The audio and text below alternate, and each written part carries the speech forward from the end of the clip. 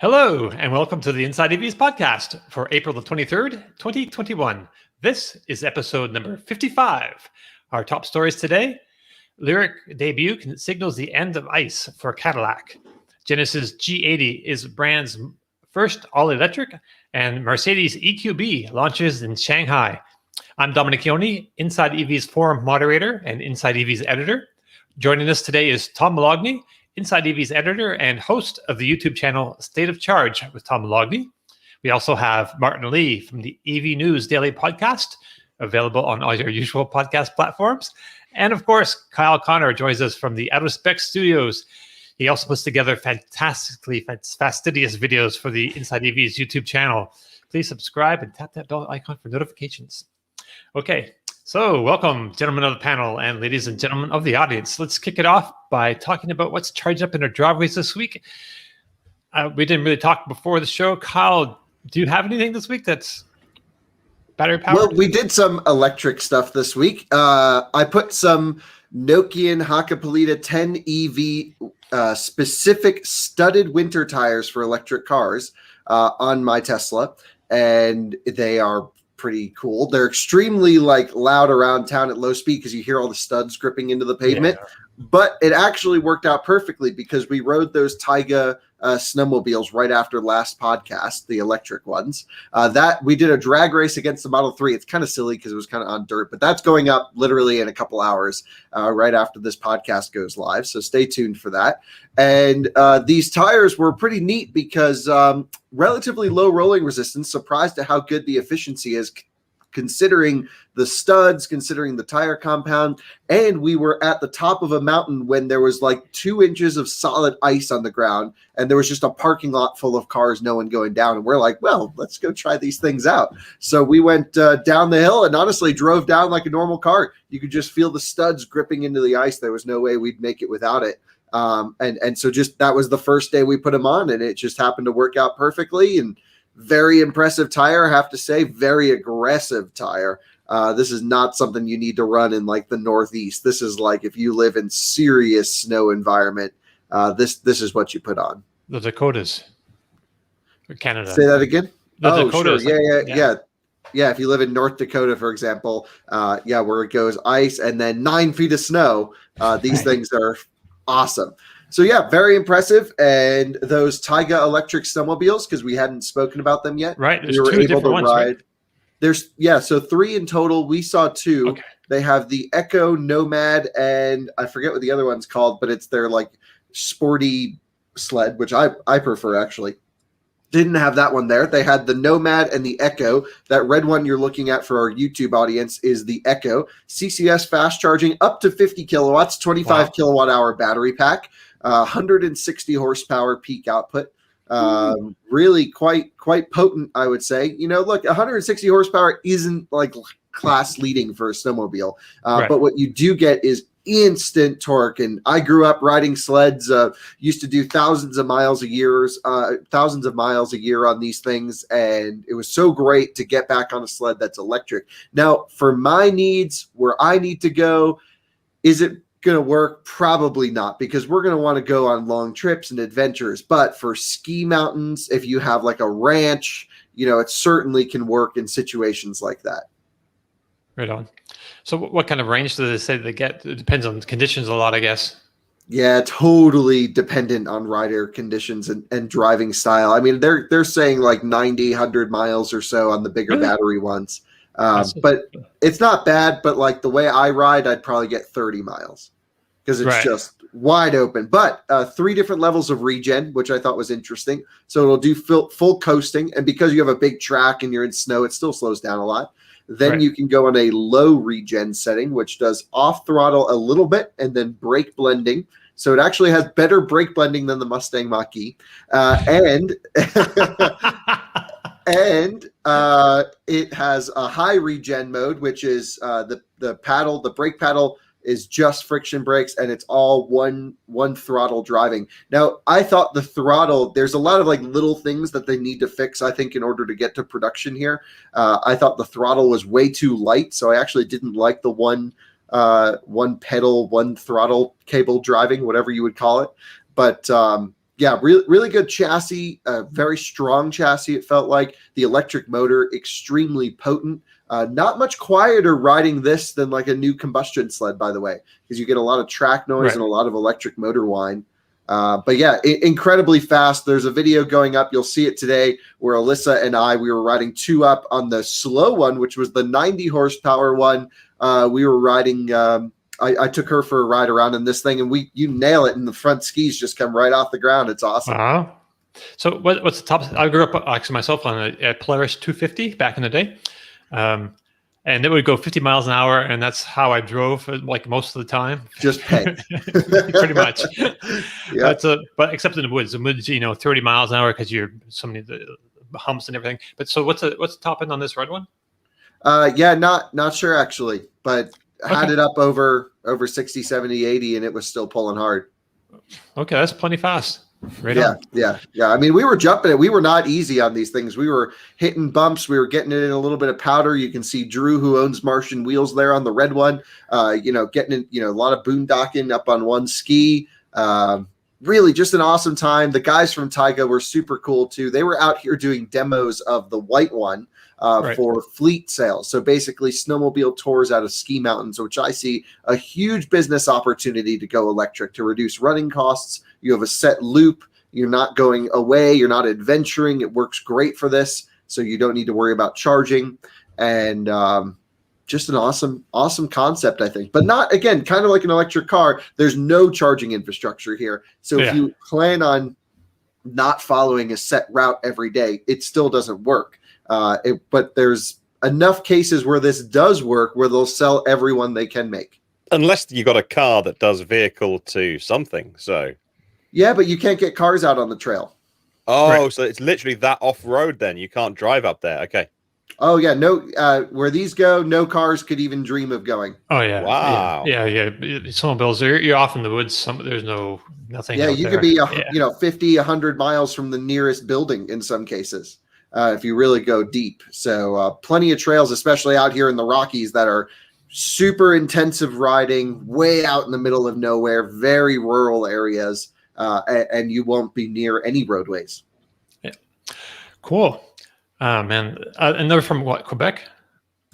Yeah, they're from Quebec, made in Quebec, designed there. The team was really cool. And just a really solid effort. I mean, we've driven some production EVs now that weren't put together as well as this, I thought. And so I was like, wow, this is your 3rd generation and you're still making iterations and changes. I'm like, the attention to detail is pretty good here. I was impressed with that.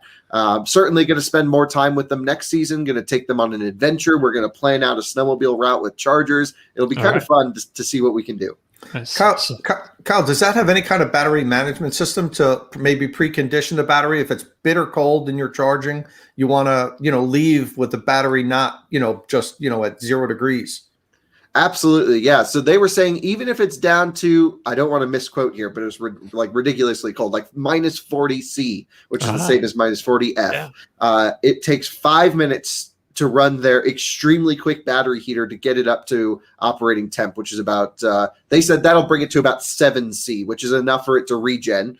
And then the sled likes to run at 25.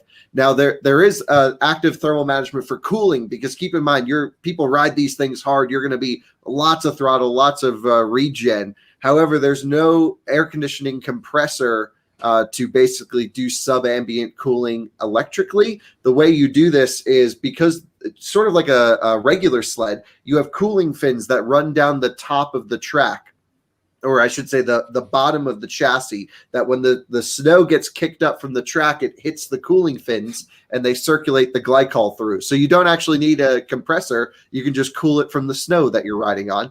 And because there's no combustion stuff going on here, there's a great video on YouTube where they drove this underwater. They literally sunk it to the bottom of a lake and then just drove it. And all you see is the guy's head sticking up.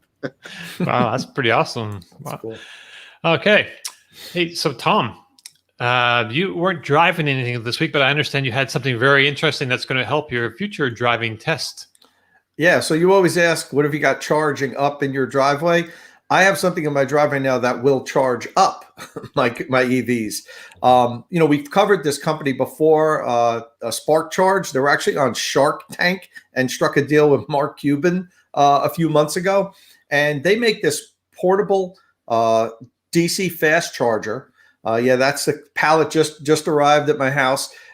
Made for like roadside assistance, a company like AAA. They also had a business model where it's possible that like Uber drivers might have it in their car, and they'll be like on call. So if an EV needs to be recharged because it ran out on the side of the road, the Uber driver can go for a fee, recharge them. They have a couple other business models that they haven't really announced yet that are pretty cool, and so stay tuned for that.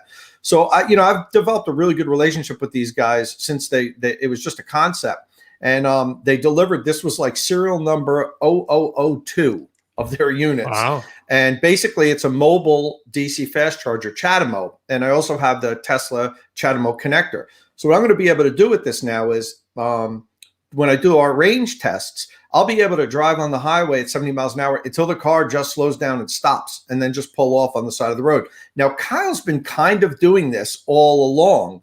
And with the aid of like a crew, because Kyle's like the man with out of spec motoring, and he has like 4 people working with him and a support team. People. And I'm out there doing the range tests. I'm out by myself on the New Jersey Turnpike. If I don't make that Electrify America charging station, that's it. I'm calling AAA.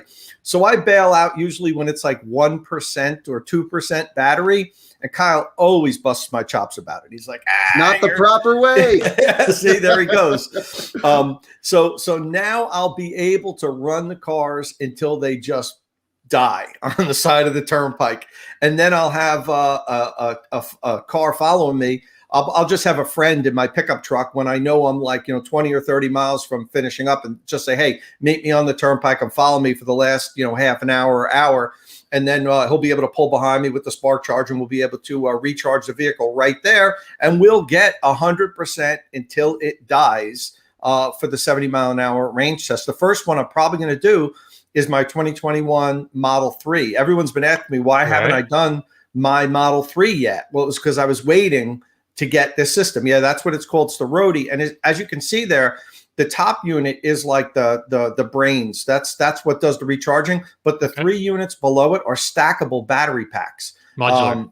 Right, they're modular. So I got 2 of the 2 battery packs, and the top unit. I'm not exactly sure how much range that's going to give me. I have to figure it out. But it'll be enough that wherever I stop, I can make it to a Tesla supercharger or an Electrify America DC fast charger. So this is going to be a lot of fun. It's really cool. And we're going to do a lot of cool things with this system. So how many kilowatt hours is each module? Off the top of my head, I don't remember. Okay. I thought it was like 3.5. It's some, yeah, I think it's okay. 3. It's the reason why I didn't want to quote it is because it's changed like 3 times since they launched. I think it's 3.7 or somewhere around there. It's somewhere right around there. Yeah, and I mean, this is an expensive system. I don't want our followers to say, "Oh, great, I'm going to get that and put it in the back of my car." No, you're not. This thing's going to cost a lot of money. It's really not meant for an individual to use as a backup system. Well, first of all, the setup I have weighs like 200 pounds, so you'd be taking a range penalty driving around with this thing in your car. And Spark Charge is saying, no, this isn't for individuals to buy to keep in the back of their car just in case they run out. It's really for roadside assistance and for a couple other uses that they haven't really talked about yet. Like I said, that are going to be really cool.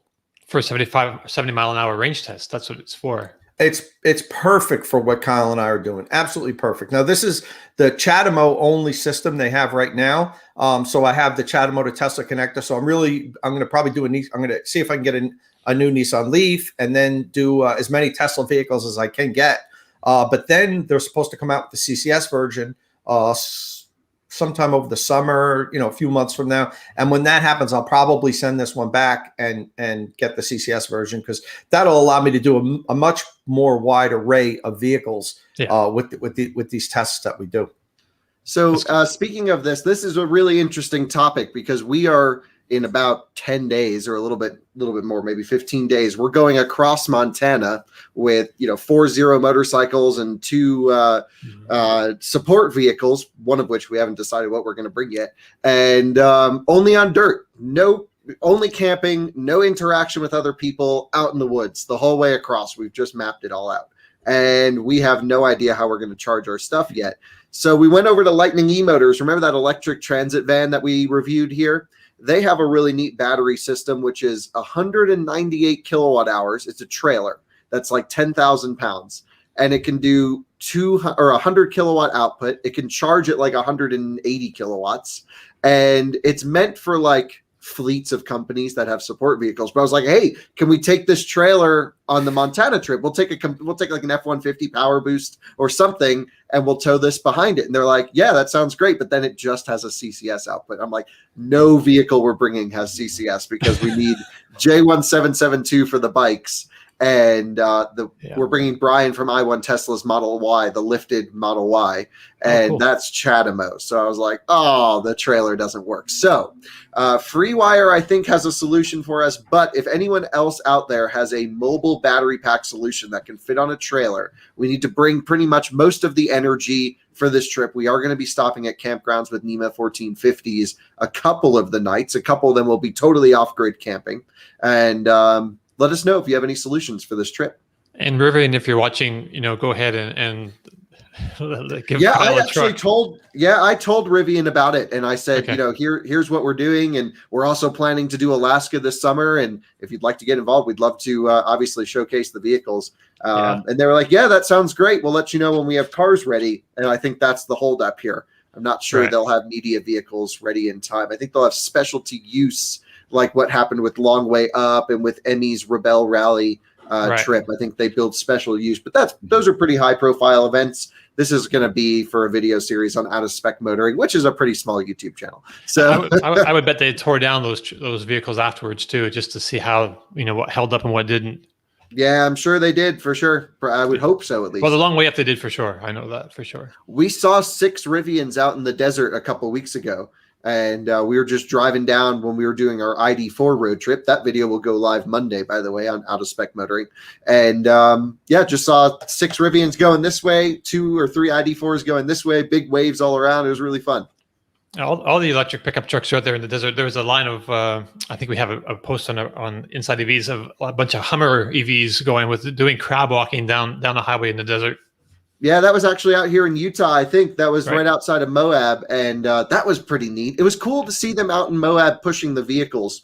Yeah. And instantly you could see the charging infrastructure stressing that trip. They have 1 50 kilowatt unit, or might be 2, I can't remember, in Moab, and they had like 6 trucks. So it took like a whole day for them to charge everything up. Yeah, because those are massive packs, right? 200 kilowatt hours, something like that. Yeah, so it's 4 hours at minimum to charge from 0 to 100% on one of those. That's assuming no losses. And I'm sure because they have a DC to DC that'll do 400 to 800 volt, it's sitting at max output. So let's just assume 50 kilowatts.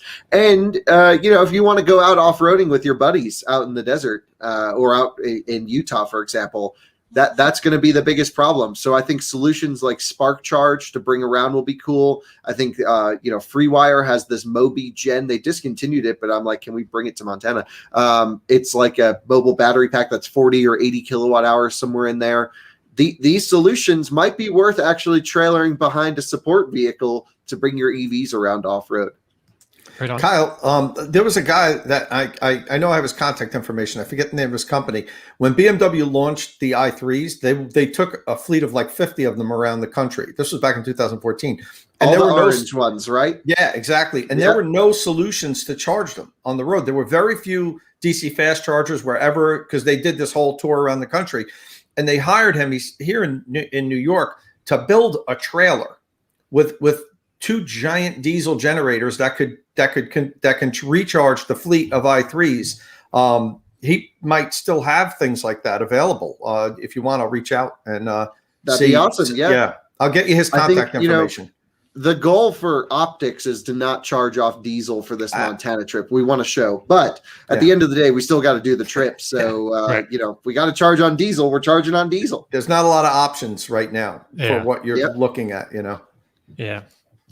All right. So let's talk some news. And there was some very big news from America's iconic luxury brand this week. They've debuted the production version of the Cadillac Lyriq. And if you saw the concept, they dropped last August. You might think this is like the same vehicle, like exactly, and you'd mostly be right. It's almost the same. The outside is just a bit more chiseled, I think. And inside, there's like seating for 5 instead of 4, and then the front seat has 2 cup holders instead of 1 in the concept vehicle, and that's pretty much it. We also now know the exact base price, $59,990, destination included. That's less than the Jaguar I-Pace and Audi e-tron MSRP, and it is supposedly it supposedly goes a good bit further on a charge than those, 300 miles, according to the brand. One area those beat the Lyriq, though, is that they have all-wheel drive, and for now, Cadillac will just be rear-wheel drive. We were told it's definitely coming, though, all-wheel drive, and that will give it more power. And as well, there's likely to be a performance version on top of that. So like a V series, a Lyriq V, I guess is the way the Cadillac does it. So when it comes out in like a year from now, and I should mention that reservations open this September, the rear motor will be putting out 340 horsepower and 325 pound-feet of torque. They haven't given us a 0 to 60 time yet, but considering the e-tron, the Audi e-tron, which is about 88 pounds heavier, I believe, and makes about 400 horsepower. It does it in like 5.7 seconds. I think they're probably looking at 7 seconds maybe, and that's probably all right. It really needs to compete in luxury feel and utility. So with the rear seat up, it's got a little less space in the e-tron, but with the rear seats folded down, it has more. And so there's no doubt that this should be pretty roomy. The wheelbase is actually longer than that of the Escalade, and though it's about a foot shorter in overall length from that. So I want to hear all your thoughts on this, but first I should mention that it has a peak charging rate of 190 kilowatts, which is higher than what we were expecting. An earlier report was talking about 150 kilowatts.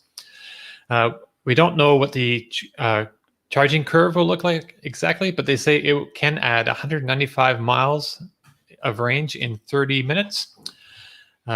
So I don't know how big of a deal this vehicle will be. It's grown on me, even though I think that charge port on the front fender is like way overdone, in my opinion. I think the most striking part of this whole announcement, though, is that it kicks off a big change. The first electric vehicle in the brand is the death knell for internal combustion at Cadillac. They announced during a media call that they would not introduce any more gasoline-powered models and stop selling them entirely by 2030, which is like 5 years earlier than what General Motors is targeting overall. So, Kyle, I had a total like, what? Wait, when they said that moment, the words came out of his mouth, and I just wanted like to rewind the tape because it's like, what? So does this strike you as like too soon, or maybe the death knell for the entire brand? It's not possible, I think. I don't know. About 200 of their 860 some dealers aren't on board with the electric program. So yeah, I mean, does the Lyriq have what it takes to bring customers to the store? No. Honestly, as much as I want to see them succeed, and as much as they really gave dealers like a pretty tough choice. They said, look, we're going to give you a boatload of money, more than you've made probably in the last 5 years selling Cadillacs, because most of them have been having to sell it at under invoice plus incentives. The new Escalades come out now. That's really helping Cadillac dealers. So that's getting them off their feet. That's a great truck, great tech, good Super Cruise. That's what's helping dealers right now. This isn't going to make a dent in any of their business, I think, personally. I think it'll be, far less than Mustang Mach-E. Mustang Mach-E is much more widely appealing, I would say. And our local dealer, I think, has only sold 4 or 5 of them so far, and they've been on sale for over 6 months, or just about 6 months now, 5 months. So, I don't think this is a game-changing thing for dealers. Wow. So Silence. It's, Sorry. no, it's all right. don't. It's all right. I mean, I don't. You don't expect it to be a volume vehicle. I mean, I don't know what kind of volumes does Cadillac do anyway. Nothing. I mean, when's the last time you've seen them around? They sell in Ohio, they sell in Michigan, but Florida. Everywhere else in this country, maybe in Florida, of course, but everywhere else in this country, I don't see Cadillacs on the road. I saw a Cadillac XT6 in my town the other day. I actually got excited. I'm like, no way. I haven't seen one of these since like North Carolina. And they've been on sale for years. But when you drive around Michigan, when you drive around Ohio, you see a huge amount more. And a lot of it is because we are, culturally buying vehicles based on region within the U.S. You can't even just look at, our entire country. It's a lot of EVs are on the coasts. We have a lot of pickup trucks in rural areas. We have a lot of American SUVs in sort of that Detroit, Michigan area. And it's just because of family heritage. My dad worked at GM for X long. And so those are the people who are going to buy the Lyriq. I don't see this as a conquest vehicle for Cadillac. I don't think you're going to pull a lot of people into the brand. Now, what you might be able to do is pull someone back into the brand that was into Cadillacs when they were younger. Right. When you're talking Eldorado, when you're going even farther back, old DeVilles, I don't even know the namings of half the older ones, but people like Tom's age that might have a nostalgic impression. Tom's younger than I am, actually. Okay, people like Dominic's age. I'm just making fun of you guys, but people that are older and older than you, of course, that are like, oh, I've heard about electric cars. Now Cadillac's making one. It's going to be the Cadillac of EVs. That's the one I'm getting. That'll be that sales, but it's not mass volume. Nothing here is going to be better in any measurable way than the competition, perhaps. And we'll see. Maybe it will be. 190 kilowatt charging isn't amazing, but it's not bad. I'm certainly not complaining about it. Right. It's better than some of the other, like Volkswagen's MEB platform. It's way certainly better than that. Yeah. Way better. And, yeah.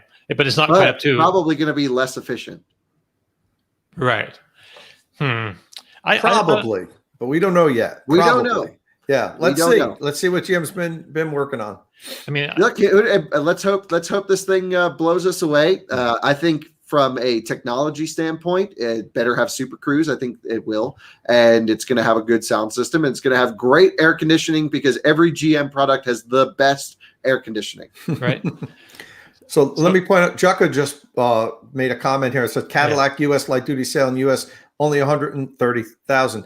And that's, we talked a little bit earlier that Cadillac gave their dealers, ultimatum, either get on board with electrification or cash out now and we'll buy you out.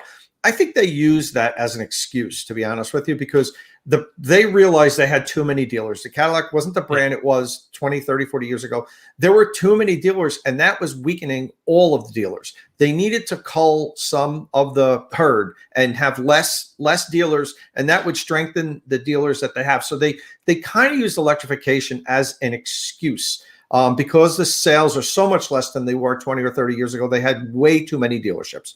I think that was a good thing. And, a decent amount of dealers took them up on it. I don't really like how they did it because they gave them like 30 days to make a decision.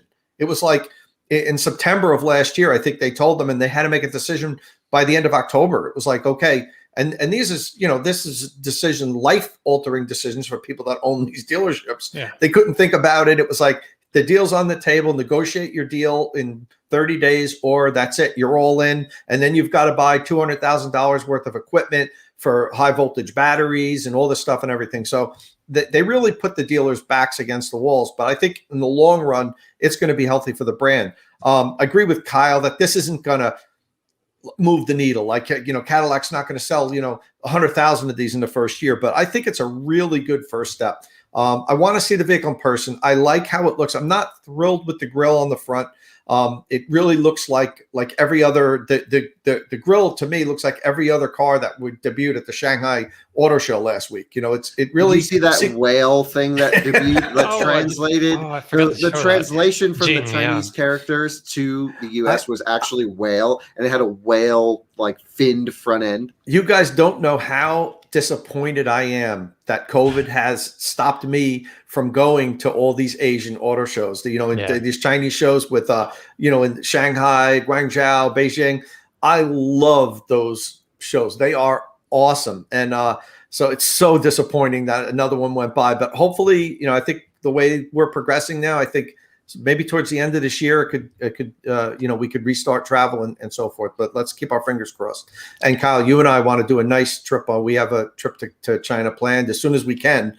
Let's hope. And we got a good blast. one planned out. It's 4 weeks long and a lot of miles. Yeah, we're gonna take on China and just drive like every electric vehicle we can. And but we're held up with COVID right now. But so as far as the Lyriq goes, the one takeaway I have, if there's one takeaway, is I love the pricing. I think they set it at the right price. Think of how far Cadillac's come since the ELR. When that debuted. I saw one the other day. It was so exciting. I took a good looking, man. They are so cool. I think they're so cool, but it was, what was it, 84,000? Well, that's why they're cool, because it's a much less practical, maybe arguably uglier Volt. That is, maybe it looks I don't better. think uglier, but less practical for sure. Yeah, way less practical, twice the price, and I think worse MPG. Probably because it's heavier, but that's a cool looking car. That's an awesome car, man. Even like how many they years got their later, pricing so far off. I had a friend that bought a brand new one for $39,000. It was sitting on the lot. This was like 2 years after they launched it, and then just maybe 3 years, right when they were announcing that they were going to stop making them. And there was one that the dealer had on the lot for like 8 months, and he went in and said, "Look, I'll give you 40 grand for it." And the guy was like, "No, like 55 is the less we can do." Like 2 months later, the guy called up. He's like, "You want it?" He's like, "Yeah, well, now it's 1,000 less, 39,000 or whatever." And it was brand new. Like, what a steal at that price. But I brought that up because while it's a beautiful car, really, really nice, that was 84,000. And look at what the Lyriq offers now. Right. For $25,000 less, let's say. It's so much of a more comprehensive. There's Kyle showing the tail lights of a ELR. That was the one I saw the other day. Yeah. So I mean, they're still around. I still see them. Really cool. And it'd be a great pickup if you're looking for a plug-in hybrid and you don't really need a back seat, because you can buy them now for used for like 15 grand, nice. On Auto Trader or so forth. One of the weirdest cars in American automotive history, and that's why I like it so much. Yeah. It's got such a unique story. It does, but look at where we've come. So in that regards, I mean the Lyriq price-wise fits right into Cadillac's pricing scheme. I think that was it, the XT5 and it's right in between the XT5 and the XT6 size-wise, and it's about the same price as the XT6, but with the incentives, now it's less than the 5. So it's not like you're paying more for less, which happens a lot when these vehicles launch. I mean, as much as we love the Audi e-tron, when it launched, you looked at it, compared it to the other vehicles in the lineup. It didn't fit in price-wise, but this does, and so I think that that's good. That's good news. e-tron, by the way, sorry to derail for half a second. Mike, who does some writing for us at Out of Spec, just leased one for I think $390 a month with like a couple grand down. Wow. A base e-tron, really good value, great vehicle. He's already taken it on a road trip. It's been into the dealer twice now, though. And it's not doing so well. It won't charge on AC. So except in their house it works, but any public charger it doesn't work. So we're going to do a story on that once they get it back and figure out what's going on. Right on. Hey, so Martin, you don't have maybe the cultural baggage that we might have or about around Cadillac brand and things. So like when you look at the Cadillac Lyriq, what do you think? Is it appealing to you at all? Yeah, well, I think if you put, if you say BMW iX3 in front of it and say 100 kilowatt hour battery pack, 200 kilowatt charging, which is what the not iX3, iX, 200 kilowatt charging, 100 kilowatt ish hour battery pack, 300 miles range, premium, although the BMW will be more expensive than this, of course. I think you'd say, well, that's a pretty solid EV from BMW. So I can only judge it on the specs and from all the things that you've told me, and in terms of the horsepower and the battery size and looking at the interior, it looks nice. Front looks a bit weird, but I don't know the design language of that brand because we don't have it here. So as an impartial observer, if you like, it gets the thumbs up from me. You know, a lot of people are knocking the front end, the fascia. I kind of like it. I like the light action. It's kind of, a little blingy, and I think that's going to appeal to a certain segment down here. Yeah, I actually like the front more than the back. Yeah, I like the back. I like the wraparound taillights in the back. Not the I very don't back, like the but back at all. But I think it'll be better in person. I think this is now seeing it in production, guys. I really did not like the concept. The minor changes to not make it as annoyingly concepty, even though it is close in idea. The production one does look better to me than the concept. And look, who knows? This might be a real winner. We don't know. GM might be sandbagging on their claims here. And again, you don't buy cars based off of numbers on paper, although a lot of people do. My car goes 0 to 60 in 2.29 seconds, and I'm buying that one. Okay, great. Well, good. That's fine. But what we do know Cadillac is very good at is making a very comfortable ride with great integration of technology. It's really the pinnacle of American technology going into this vehicle. Super Cruise is awesome. They always have great sound systems, very comfortable seats. So I think I may have given the wrong impression that I wasn't excited for this car. I'm definitely excited for it. Very excited to put it up against the others. I just don't think they'll sell many of them. That doesn't mean I don't like it. Right. It's going to have a 5-link suspension front and rear with Passive Plus premium dampeners. I think they have like what do you call this, short arm on the front and long arm on the front. So it should have a nice handling thing, and it's got like a crazy stereo. I forget how many speakers, but it's got speakers in the head, 19 speakers, AKG. They always do speakers better than almost anyone. Right. Tom, you are more aware of the Chinese market than most. Would this be a big target for this car to sell it in China, or is it just too pricey, or is there no history of the brand? So the Cadillac is in China, just not. It's, believe it or not, like Buick is the American luxury brand. Oh, okay. Buick is the jam in China. Yeah, they're everywhere. And here it is like, wow. Yeah, but I could, and the problem is with this type of a vehicle, the competition is fierce in China now. With that crossover, mid-size crossover, small SUVs, it's fierce. So I don't think it'll move the needle there, if that's what you're asking. I think it might be received well, but it's I don't think. I think most of the Chinese market might opt for, say, a Neo over this, which Neo has comparable vehicles. Battery swap is huge over there for Neo, and because so many people can't charge at home, and that's made owning a vehicle like this so much easier. Where it's a 6-minute trip to just get your battery swapped. And especially if you're in a luxury vehicle like that, you don't want to be struggling to have the vehicle to figure out where you're going to charge. The battery swap is luxury. It's just pull up, the car gets swapped, you drive away with a fresh battery. But I think styling wise and comfort, because the Chinese market is big on luxury and soft driving. I mean, they don't view performance like we do here. They really don't care as much about 0 to 60. You really can't. There's not a lot of drag racing in China. There's cameras everywhere. They really go for that cushy, soft ride that Cadillac is going to give. So in that regard, I think it would be, well received, but the competition's fierce. So I think that would keep it from selling any kind of volume there. Hey, Tom, you were telling us a little bit about the Neo over there. Of course, I think that's going to be, sort of targeted comfort, styling, all these things. Neo's a very comfortable car, of course. Yeah. Was Neo the company that just started a partnership with Ford announced this week, where they're going to be working on charging perhaps or selling them? What is going on here? Yeah, to be honest with you, I haven't fully read that press release, but yeah, Neo and Ford have formed a partnership for at least charging. It may go deeper than that.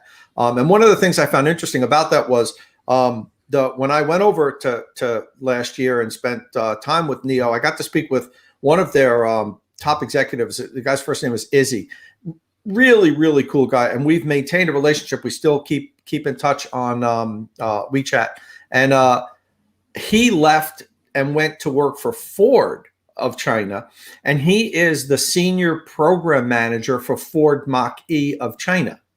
And we've talked since about that. And now this Neo Ford relationship forms. I'm sure Izzy was somewhere involved with that because he was a big executive at China at Neo, and then he went over to Ford. So I bet you he was the one that kind of brokered this deal, which is good. I love when automakers collaborate on things like this. Anything that can help infrastructure, and anywhere in the world, because they need, we need infrastructure, and unless the OEMs really get behind it, there's only so much that public and private investment's going to do at this point, because it doesn't make money. Once there's, if 70% of the cars are electric vehicles, people are going to be falling over themselves to install charging stations because they could make money with it. Nobody can make money with charging now. So the OEMs have to get involved with it. So, which is why I was really happy to see Rivian say that they were going to do this huge investment.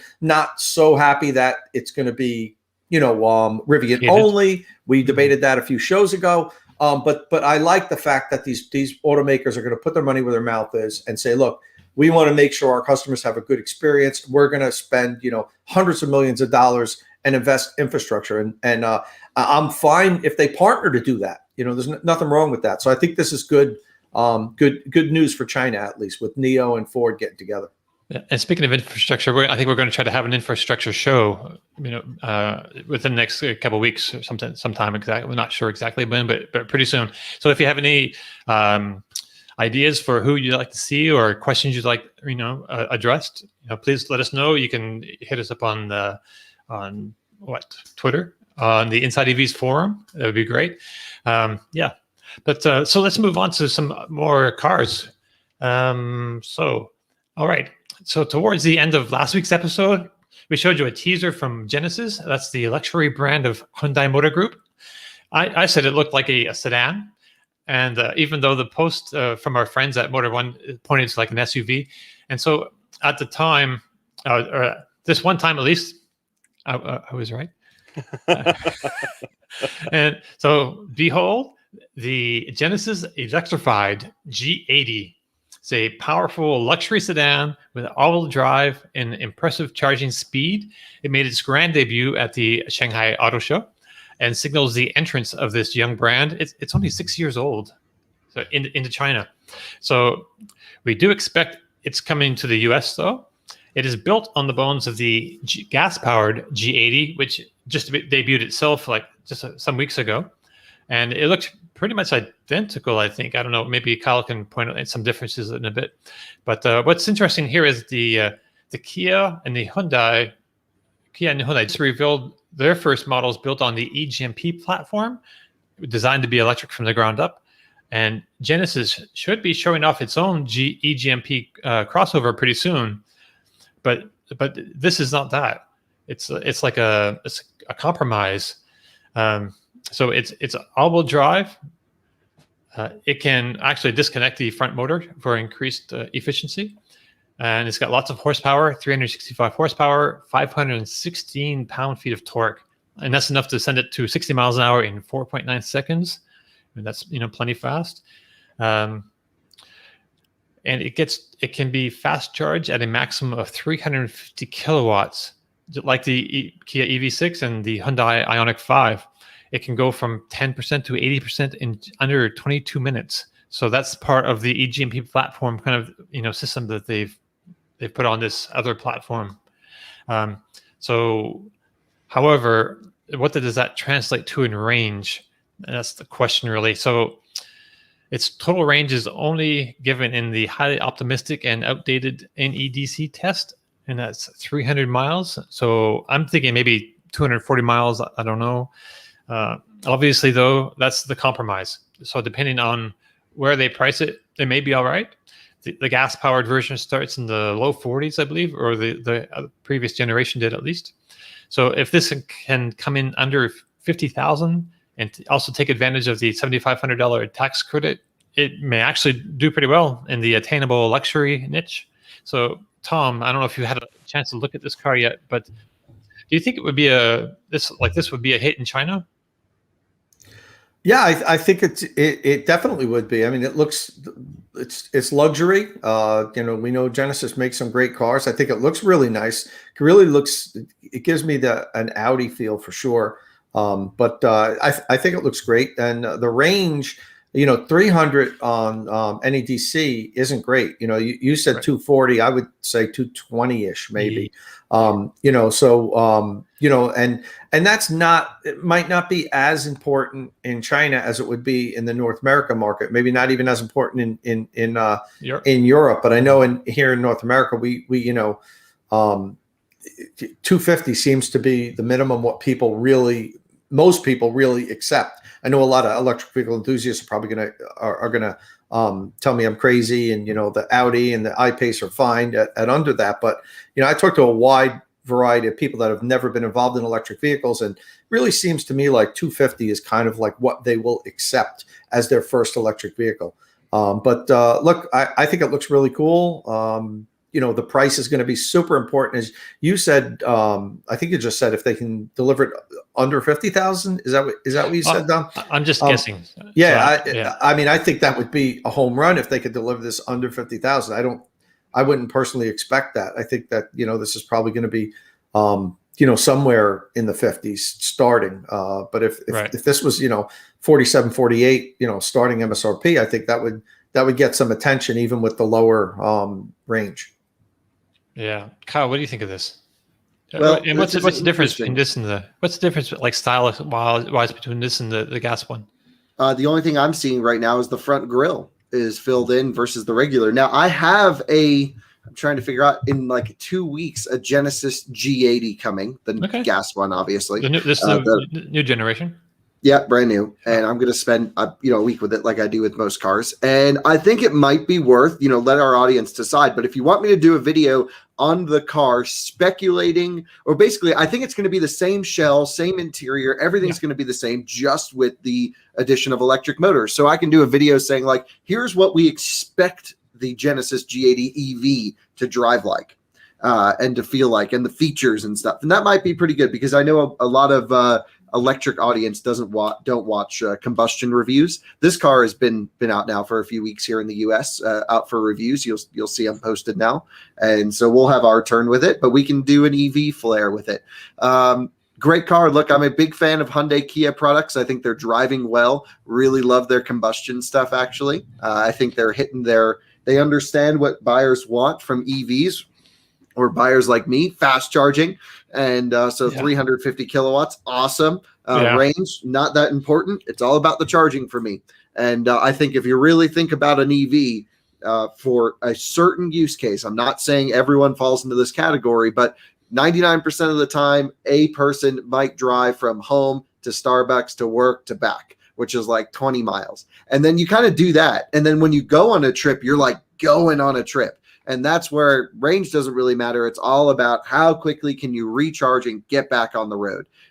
So, definitely interesting. Yeah, we have a comment coming in now. They like our EV reviews and not our combustion reviews. Look, I get it. The people hate combustion cars. Some people do. Personally, I love them. And what's interesting we're seeing on our side is all of our electric audience. Whenever we post a combustion video, instantly we get like a bunch of dislikes. And I'm like, look, I get it, but we got to stay in business somehow. And, from my side, I actually, our next car is going to be combustion. I'm not thinking everything has to be electric here. But I do love EVs, and I do think we test them properly. And the G80 is going to be an interesting one to drive, the combustion one. And then in a few months, when we get the EV, or however long it is, we'll see the differences in person. Then it'll be great. Yeah, when you drive, actually, so when you film the G80 that you get coming up, just like think about driving the electric version and which clips you want to compare it with, like what things you want to compare, so you can, like, when you get the electrified G80. Oh, I could probably just ask for the gas one to come back too, so we can do a back-to-back comparison. Oh, that's true. That'll be easier then. Yeah, that'd be interesting to see which one you actually enjoy driving more. I am curious too. I actually requested the tiny engine in the G80 because I think that's the one people are going to buy, not the nice twin turbo V6. I'm going to get that engine in the GV80, which is the SUV. I said, I want to try the base one. So I'm going to get the 4-cylinder one, and who knows how well it'll be. It'll be interesting. Yeah, you think people will buy the 4-cylinder in a car like that? Yeah, absolutely. It's all about image. Okay. It's lease price and image. It's how much down and what per month. And I'm driving a Genesis because now it's becoming a luxury brand. In the Southeast, where I lived in North Carolina, in Georgia, for example, very popular to see the new Genesis rolling around just because they leased out so well. I mean, you could drive a C-Class or you could drive a G80 for the same amount per month. And honestly, the G80 is a way better car. Okay. I will just for our viewers around the world, well, in Europe, really. I would say that there's now a Genesis Europe Instagram page, and in fact, they insta'd, if that's a word. I don't do the gram. 3 hours ago to say Europe, we're coming to you. So whether that is an announcement that was already made, but I didn't know that they were coming to Europe, and I just thought it was off my radar. So that is mega, because if that is a big market they're entering with dealer support and a proper sales plan, it kind of changes the game for them, really. I mean, think about the value Totally plan it is agree. compared to Audis, Yeah. Well, that's the thing. And they do things so well. They're well thought out. Their driver assistance tech is great. They feel premium. I just had their base car, the Hyundai Elantra. Granted, it was like a maxed out one, but hugely impressive from this car in terms of build quality, materials. How I talk a lot about, does the car make you happy? Is it a pleasant place to be? Very much a pleasant place to be. There are still things the Germans can do way better than Genesis. And a lot of this is what I would appreciate, which is the intangible driving dynamics. I've driven GV80s before and other Genesis products, and they are just not as sophisticated as a ride as like an X5 or a Range Rover if you're looking in the UK side. So, there's still some work to be had. I'm not saying they're on the same playing field as the Germans, but as a nice intermediary between some of the American luxury products that I've driven, this is a step up. And then we get to the European stuff. It's still very much segmented by continents as to who's building, cars for certain people. On a price issue, if it's allowing people to get into more luxurious EVs at a better price point, and there's the kind of, not the Chinese invasion so much, because it's not an overwhelming invasion, but if there is the Xpengs and the Neos eyeing at least Western Europe, which they are, and selling cars here, and then there's a natural hesitancy there. But then if Genesis are here and they're like, well, in other words, aka Hyundai, right? You've had us for years. Hyundai dealers everywhere, and Kia. So people will say Genesis, huh? And they go, oh, no, Hyundai. Like, oh, okay. Oh, I get it now. Hyundai, like Lexus, Toyota, when that was, what was that when they came to the UK? I mean, 25, 30 years ago, I don't know, maybe 20 years, more than that. But, 25. and they did the whole, hey, Toyota. And you go, oh, it's fine, I'll buy one. And then you go, oh, okay, so it's South Korea, not China. There's an interesting difference there, and I think that might come into play because 100%. we all know the Chinese EVs are more than good, but I think a general consumer spending their own money is going to ask that question. Right. And they may safety comes up too with Chinese vehicles in general. For years, it's always been like someone described a BMW X5 over the telephone and then came up with something that looked like an X5 but had like a 1.2 liter diesel that would crumble in an accident. That's my perception of Chinese cars. This is why I want to go over to China with Tom and our little team here, and we're going to review all these EVs, see if that perception is real or false. And so but a lot of people have an even worse perception than that. So the South Koreans now, from Hyundai and Kia, let's just say maybe 8 years ago, really started to turn things around. And within the past 3 years, I would say, have made amazing products. Yes, Hyundai Genesis hired, I believe, the lead engineer from BMW M years ago to do their suspension calibration and chassis design. Gotta say, chassis are great. You can still tell it's not on the same level. Someone in accounting is getting in the way of that man making perfection. Right on. But All right, so Yeah. let's move on to our next story, though. So last week, Mercedes made a big splash with its electric from the ground up EQS luxury sedan. So this week in Shanghai, it unveiled the EQB SUV. So this is essentially an electric GLB, which they've been making. The styling of the fascia puts me in mind of a larger EQC, or I guess it would be a smaller EQC, that was supposed to come here, but then it didn't. Not bitter. This one, they say, is coming to the US, they say, in 2022. So it's going to be in Europe and China sooner, though, like later this year. In China, it will be configured as a 3-row right from the get-go. That will be the only option there, I believe. And like the Tesla Model Y, that last row is really for shorter people. They suggest under 5'4", or that's 1.65 meters for you metric people out there. The interior is quite nice. It looks very much like the GLB, and it has similar themes to all the new Mercedes, really. There's not a lot of drivetrain info out there, but it will come in either two-wheel drive or all-wheel drive.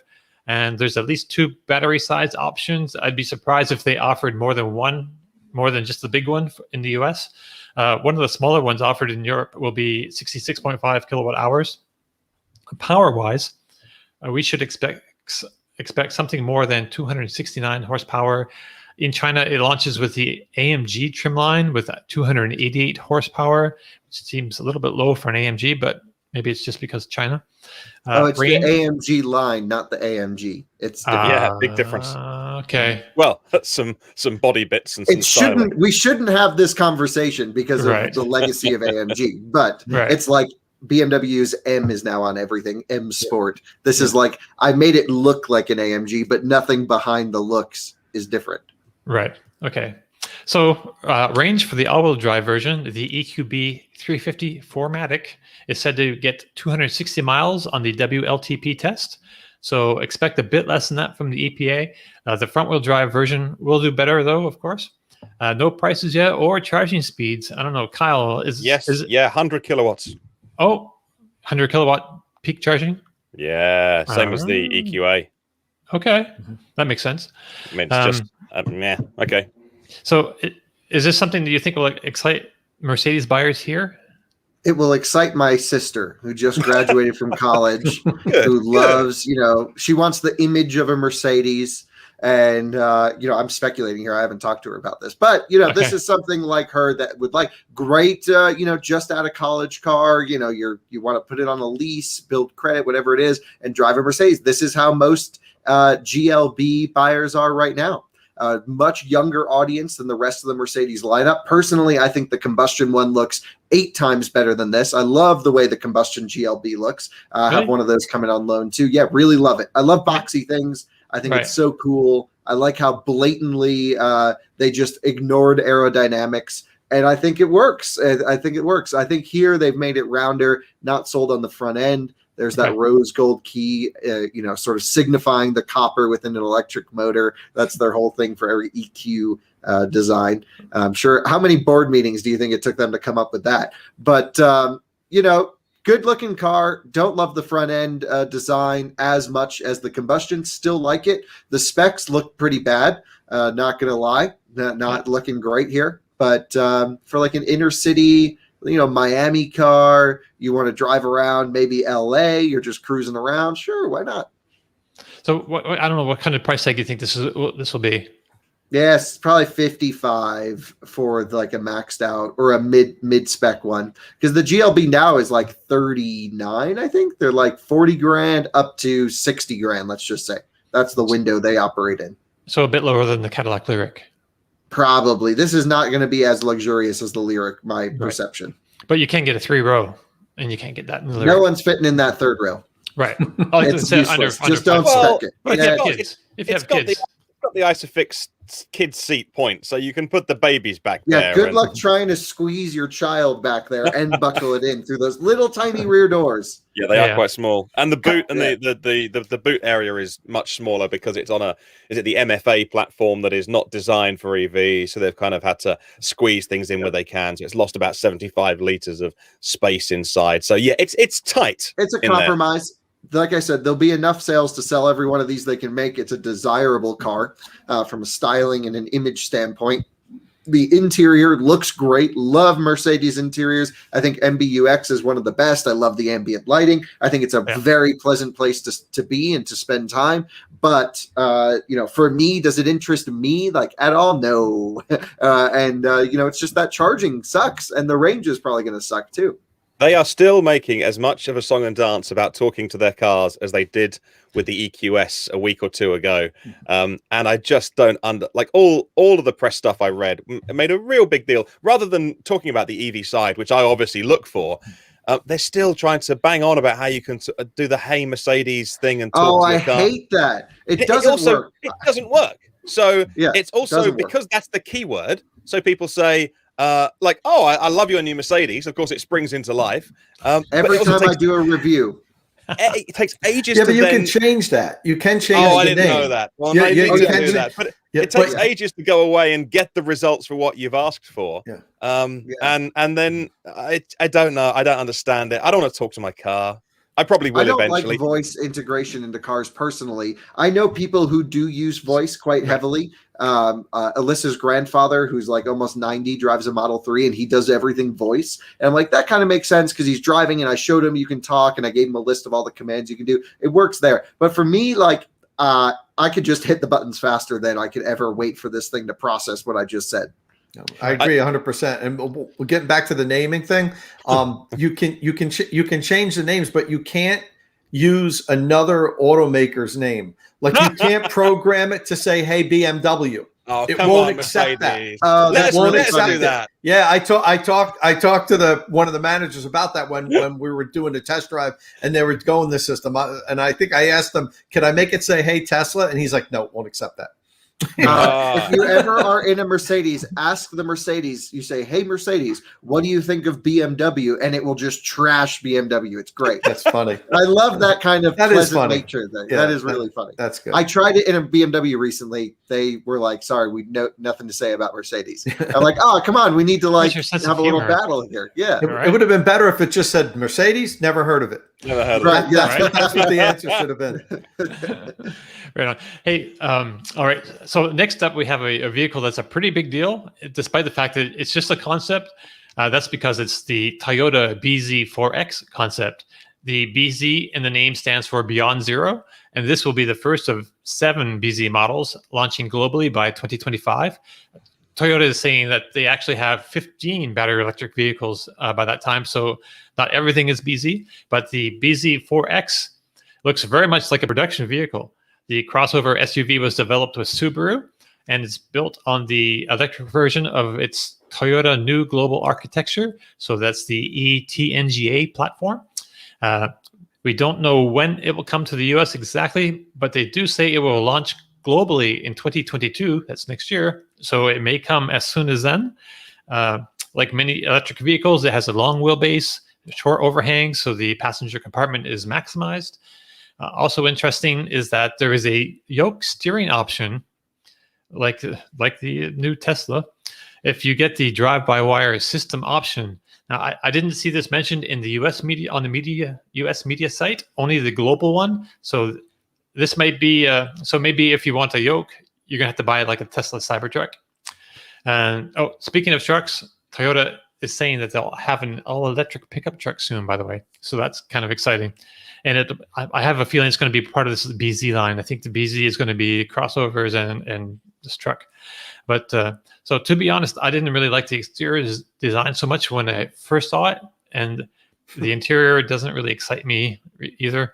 But if you go to the Inside EV's post of the debut, the last slide in the gallery shows it beside a Toyota RAV4, I believe it's a Prime. So that helped to help me to appreciate the proportions much more. And so it's kind of growing on me. So Kyle, how big a deal is an electric Toyota crossover? I feel like we're having this conversation 10 years later than we should have had it. Yeah. I think even if we had this conversation 10 years ago, it wouldn't have been a surprise. Maybe just on the cusp of it, but come on, this doesn't look that great. Oh gosh, that steering wheel, seriously, they're doing a yoke wheel. And it looks like it looks like someone slammed on the brakes and then the gauge cluster fell into the windshield. I kind of want to pull that back a little bit. So it just nothing excites me here because it looks just like a normal Toyota. Cool, it's got an ugly wheel on it, whatever. Finally, I think is the only thing we can say. The only problem with this, though, and I'm going to get it out early now, is they're sort of going against their brand heritage of self-charging EVs. Oh, no, this has self-charging technology, Kyle. Toyota patented. You notice there were no pictures of a charge port. Oh, well, you just buy the thing and just keep driving it, and you don't need to plug in. It's just it's a perpetual motion machine, as all of the self-charging hybrids which they release. Indeed. Yeah, Martin is the expert on Toyota self-charging. I don't know. I've had a good week. I've ruined my week. Yeah, I think that the inside is boring, but I think that's a good thing. I think it'll be relatively familiar to Toyota. I'm not sure it's boring. I just think it's very gray.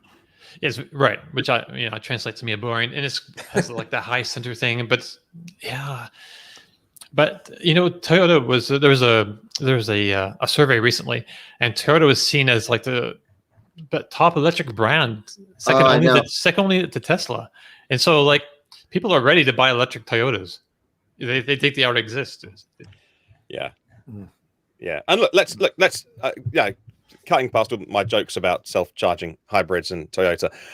This will be, I think, the tech will be good because earlier this year, Toyota and BYD formed a joint venture company called Toyota BYD, and there was no mention of it by name, at least on the Toyota global press site, but there's a slide at the end of the presentation that says our partners, and it's like, obviously Subaru, Daihatsu, and BYD, and they don't own BYD. So I'm just putting two and two together and guessing that all the batteries in all the Toyotas, in fact, maybe all the powertrains are going to be BYD, because BYD is a battery company turned car company, and their Blade batteries are now in all of their EVs as of this week. So that would make sense. They can make a ton of them. They've got enough supply.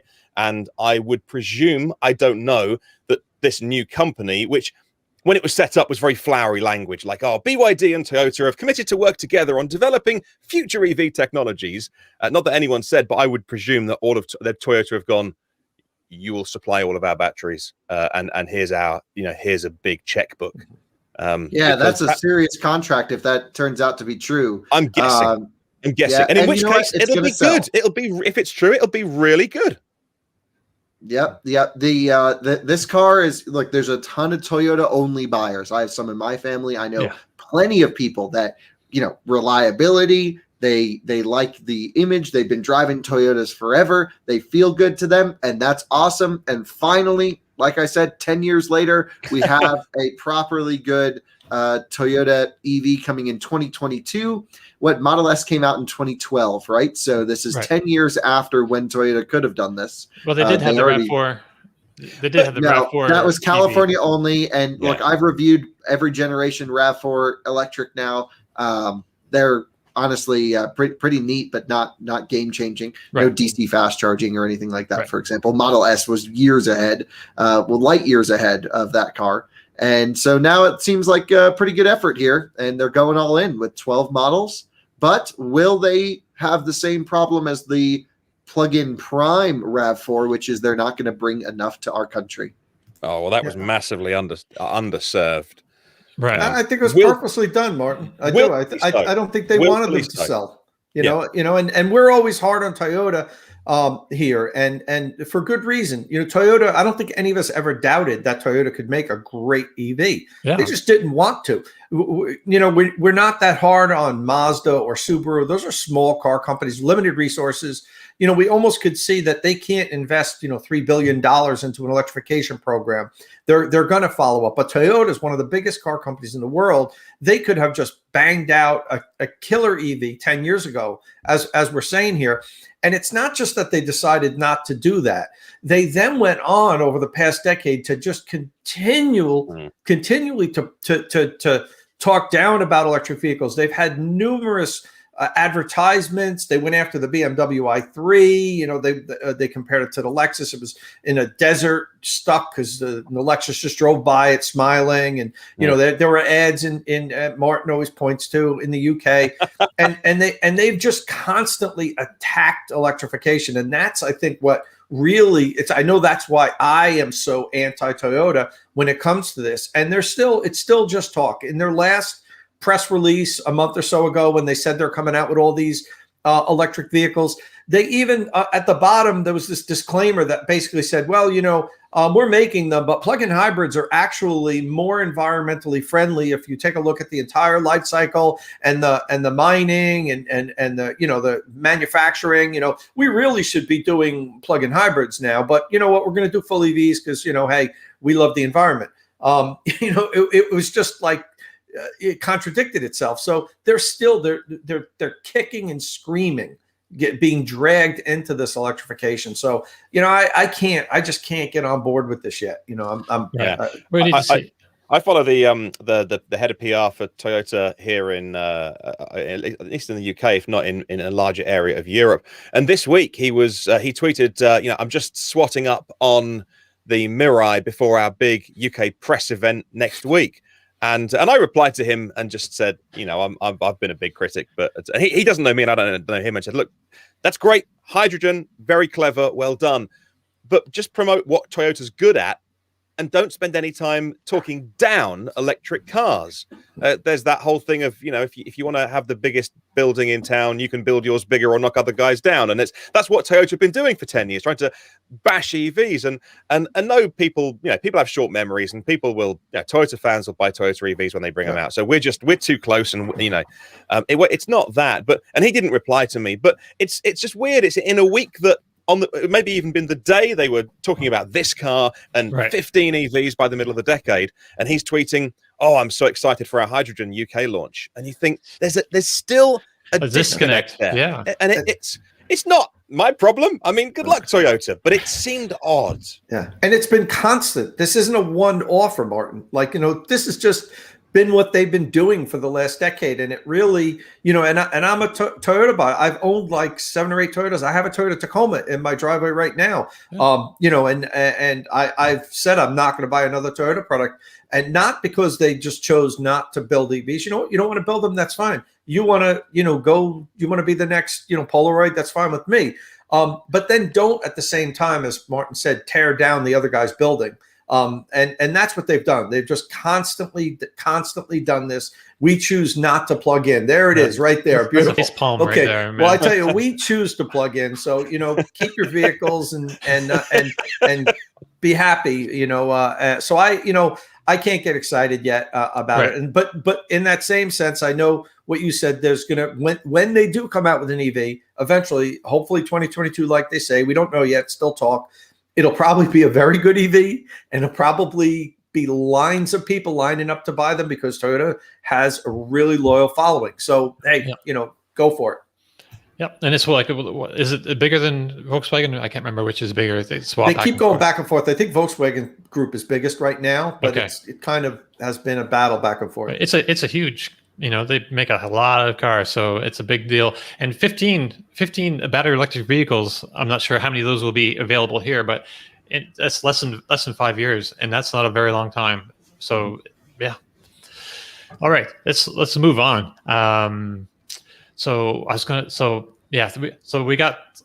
We go from one major Japanese automaker to another real quick. Honda also had an unveiling at the Shanghai Auto Show.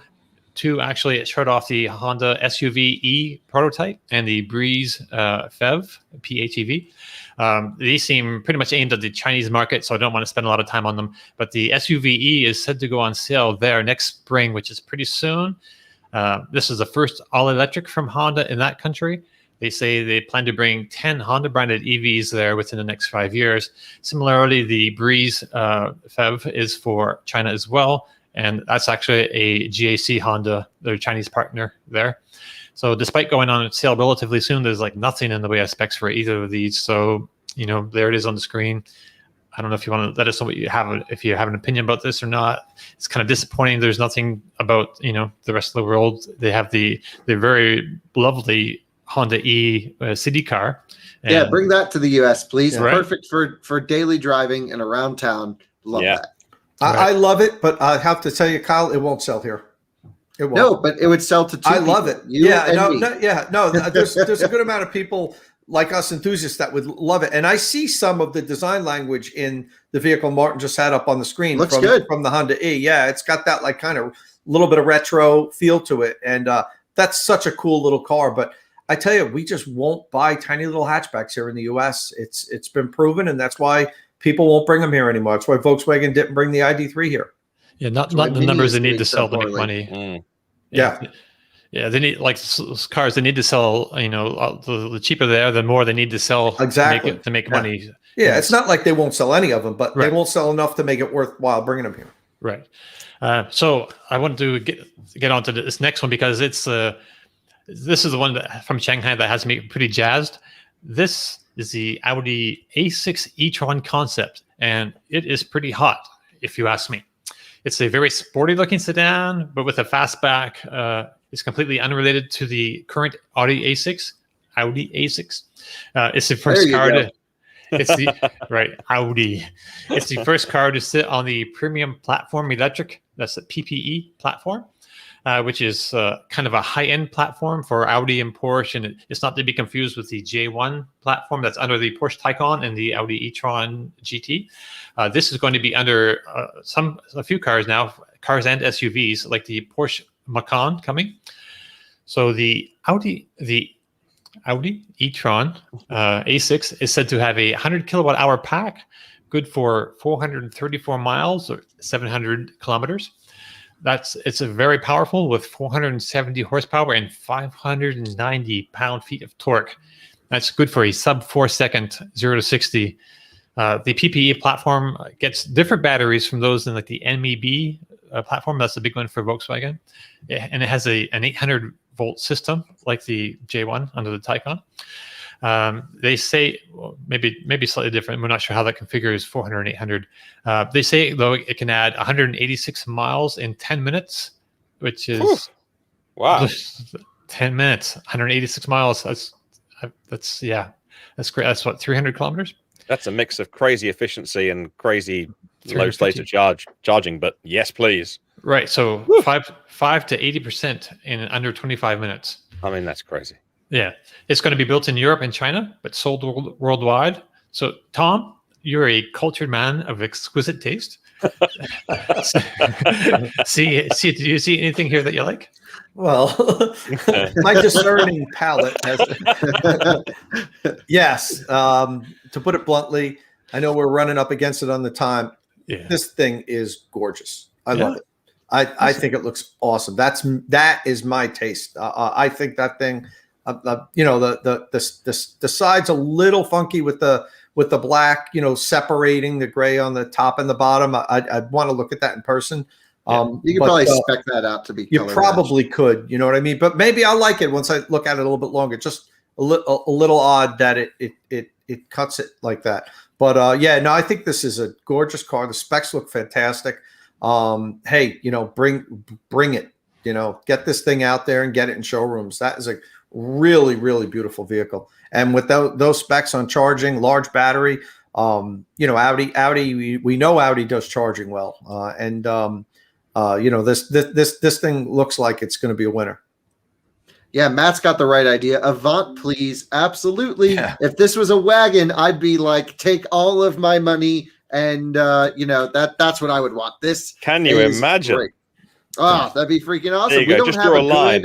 Just Yes. draw a line. There you go. Draw a line. We need an EV fast wagon here, something that's Wow. RS6 E63 AMG like that in a wagon form. That would be my go-to car, and because I'm really struggling about what I want. There's really nothing out there in the marketplace that really appeals to me. That would be kind of perfect. Cross Turismo? Yeah, Cross Turismo is great, but then when I spec it out, we're like 220, and I'm like, woo! I'm like, I'd rather buy a used one in 2 years. So I mean, we could go for like a base Cross Turismo, but then it's like then you're driving a base Cross Turismo, Right. and it's like you want the power, and I want rear steer, and then well, if you're getting rear steer, well, you may as well get this and that and the other, and then just the numbers get crazy. But I could live with the base. I can live with the base. I love that vehicle. Great for sure. I spec'd one out for a little over $100,000. I'd be happy. So, but one of our viewers just spec'd one out here locally in Colorado. I thought it was nice. He got a base one, but then put $50,000 worth of options on it. I mean, and it's $145,000 for a Cross Turismo 4. And I'm like, that is a great spec, but wow. And we'll just see how these things hold up in value over time. But that Audi looks amazing.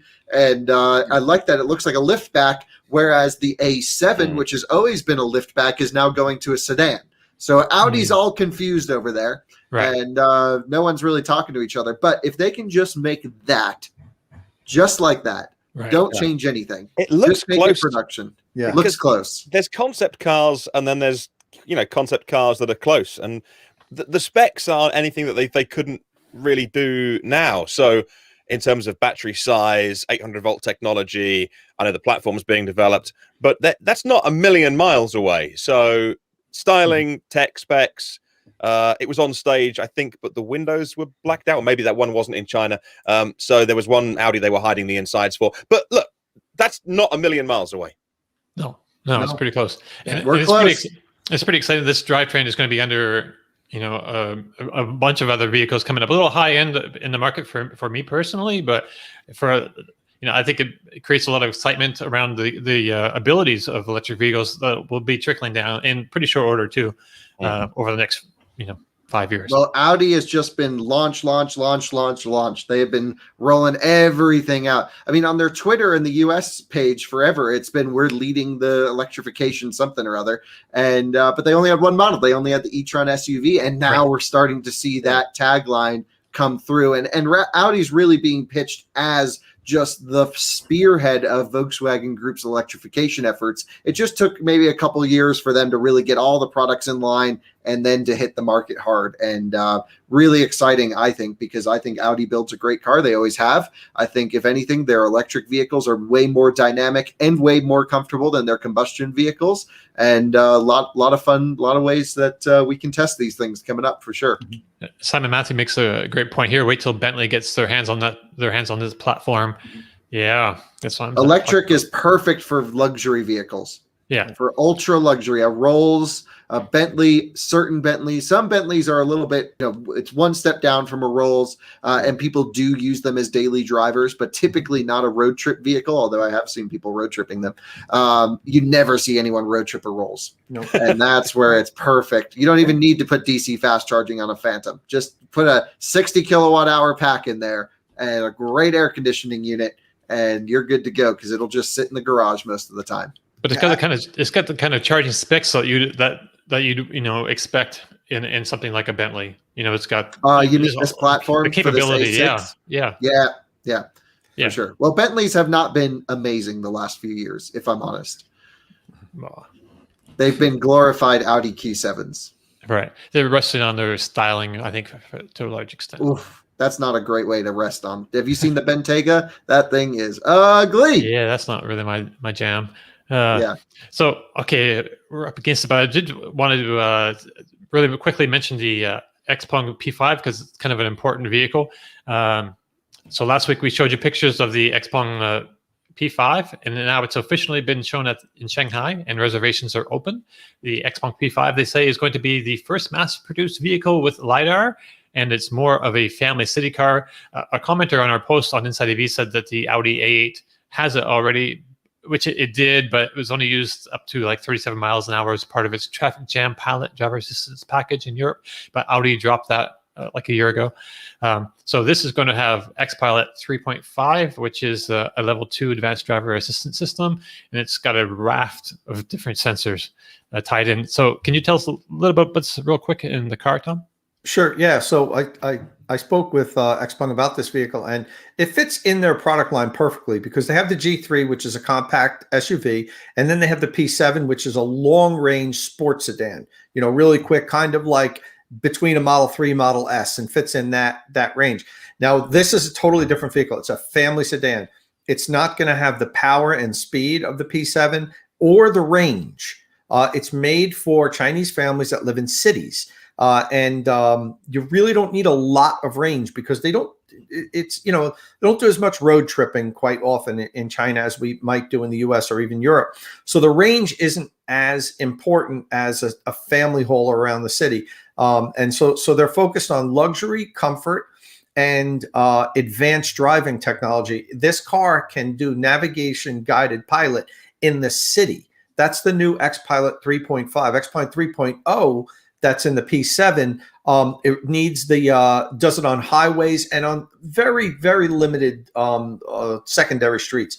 But this vehicle now can do navigated guided pilot. You go and you give it your destination, and on city streets, it'll take you point A to point B, change lanes, do all that stuff.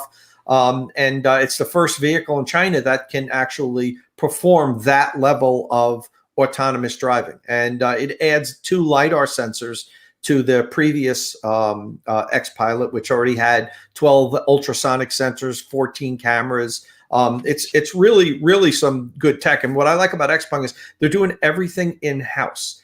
They're not outsourced. They don't have a third-party vendor for their autonomous tech like Mobileye or so forth. They're doing everything in-house, so they control their software, and they do frequent updates like Tesla. They can push out over-the-air updates, every couple of months. They don't have to wait for, typically when you're involved with a third-party supplier, they'll do one big update, maybe once a year or every 18 months or something like that. And you have to wait for them to release that. But if you're controlling that in-house and you add a new feature, you could say, hey, let's give them this new feature. Let's push out an update. This, like Tesla does. Sometimes they're not big updates. They're very small ones, but they're like, hey, let's give our customers a little addition, and they push it out. Xpeng's going to be able to do that with this vehicle. So I think it fits perfectly in their product portfolio. And the biggest thing is the price. This is going to start at less than what the P7 starts for. So it's going to cost, say, at a minimum, 10% less than a Model 3 in China. Whoa, you can sleep in it. Yeah, you can sleep in it. This is neat. And there's also an option. It doesn't show with this picture, but you can have a screen that you can snap into that sunroof in the front, up in that area. Yeah, and it'll snap into the roof opening, and it hangs down, and you could put a projector on the right back there on the behind the rear seat. You gotta be kidding me! And it becomes a movie theater in the vehicle. Yeah, so it's really cool. We're going to have some more information on that on Inside EVs up soon. I've already reached out and asked if they can give us some more information with some better pictures and so forth. So I'm probably going to do a dedicated post on this, in-car movie theater. So, hey, that's a weird feature. Yeah, I like that. But you would love that with your road tripping. Yeah, that's true. I'm usually driving, not watching, but that's a cool feature sometimes. But you spend the whole day driving. You spend it like on one of your road trips. You spend the whole day driving. Finally, after you get tired after 1,000 miles, I'm sure. Yeah, then I'll just get a hotel sleep. Yeah, but you want anytime I'm awake, I'm driving. Right? No, I don't do that. It's on, going flat out, sleep, and then we're back to going. Wow, that's a huge screen, Tom. Yeah, it's like a real movie theater inside the car. You've got to be kidding me. What let's say you have to charge and you're at a DC fast charger for 45 minutes or so. I don't know what the charge rates are or whatever, but you don't have anything else to do. Recline the seats. Turn on Netflix and watch some movies. The windows tint. just you've gone too far. It's too much information. Yeah, exactly. We don't want to hear not trying to go your extracurricular activities. Get your mind out of the gutter, man. My mind wasn't even there. It's just piracy. I like it. Like when I watch movies here in my room. I like it the room dark, and I like the screen to be the only thing. So there's no distractions from it. Yeah. But that looks cool. So we should go pretty soon. But I did want to, Martin, can you bring up that Ora piece there at the bottom? So I just want to hit this because this is so there was a bunch of cars at the Shanghai Auto Show this week, and this is one of my favorites. And I just not a Volkswagen Beetle. Yeah. It is not a Volkswagen. It's the Ora Punk Cat, and it's from that's a Great Wall, which is a Chinese company, and the Great Wall Motors. They've always made sort of copies of other vehicles over the last 10 or 15 years. I forget how long they've been around, but they've been around quite a while, and they've been knocking off other people's designs for like the whole time. Really? This one is Because I don't see the resemblance at all here. This is like, really far away. You really In squint. no possible way could this be construed as a Beetle. But I kind of like it. It's like a little stretch more than a Beetle, and Show the interior if you have the a picture. the interior is really. Have we got The interior is like this really blend of like classic sort of cues, but also like this. Look at that! Look at that! Ah, Man, there's I so would much drive going on this. there. This would be, if I can import this car into the US, I think I mentioned on another podcast recently, if I could import this into the US, this would be my daily driver in 25 years. It's so fun looking, like It is so absolutely backwards that I love it. It passes the Kyle smile test, I think. Oh, I yes, because it's so bad, it's so good. It would snap necks driving down the street. Yeah, like, what is that thing? What? I love it. Yeah, it's got some neat proportions too. It's almost like it's got some 911 portions on the side. There's like stretched out more than. No, nothing. You don't think? No, Okay. There's no Porsche going on here. Let's not drag them into this. It is a bit high for the Porsche, but nothing related to Porsche here. And I don't actually think it's rear motor. I'm pretty sure it's front motor. So not in true rear wheel drive fashion as the classic Beetle, but the Ora Punk Cat, the best name ever. Right, Yeah. Punk Cat, man. I guess all the Auras are like named after cats, like Big Cat and Orange Cat, and all. It's a what very is going fun on brand over in China? I need to go. Right. I actually did want to hit that last little one there too, Martin. oh, okay. So this is like my runner-up, kind of, because I was always like a big fan of the Geo Metro convertible. So I like a big fan of a Geo Metro convertible. I know. We need a whole show just on that statement right there. I know. I mean, I don't know what there was about the thing is, small, but it's convertible. It's just and the Geo Metro is not like a sexy car by any stretch, like the mid '90s, But Really? I see a few around Montreal back in the day, and can't imagine why you'd feel that way. Oh, this is great! Right. So this is the Wuling Hongguang Mini EV Cabrio, and if you scroll down, we can see a profile of it. Yeah. Wow, what a looker! Right. I love these little tiny cars like this. I'd love to drive around Tallahassee this because. Man, me too. I'd put Appa, our Saint Bernard, in the passenger seat. Oh, We'd go man, cruising that'd be in so the fun. Wuling Hongguang Mini EV Cabrio around town. Order it on Alibaba for $99.99. Yeah, exactly. There we go. It's going to come in a crate, Yeah. Wow, those headlights look pretty good, actually. I love how just Yeah. extreme bathtub this thing is. Look at the little wheels. The wheels That's are crazy. amazing. Yeah. So Can you get spares for those tires? Oh, you must be able to. So the That's bigger a- version of this, like the sedan, is actually a huge seller right now in China. It's like I think Right. it's It's one right of the neck and neck best-selling with the cars in China. right. Yeah. So it's kind of an important deal, and so this is a little fun thing. I don't know if they're actually going to produce this, but I could see it. If We need to drive this. Yeah. Look at the little steering wheel. Tom and I are going to do a review. It'll be Tom and Kyle rolling around whatever city we're in, driving the Wuling Hongguang Mini EV Cabrio, and that'll be great. Yeah, you two won't stand out in Shanghai, will you? Driving one of these. No. The top That'd be the down. greatest video. These two crazy guys just Go Film film it Well, we're local. We strapped live all just down over the it. street. Yeah. Oh, okay. Wow. So that brings us to the end of our show. I'd like to thank you all for joining us. If you have any comments about any of the topics on today's show, you can comment on the Inside EV's podcast post, the YouTube comment section below, or on the Inside EV's forum podcast thread.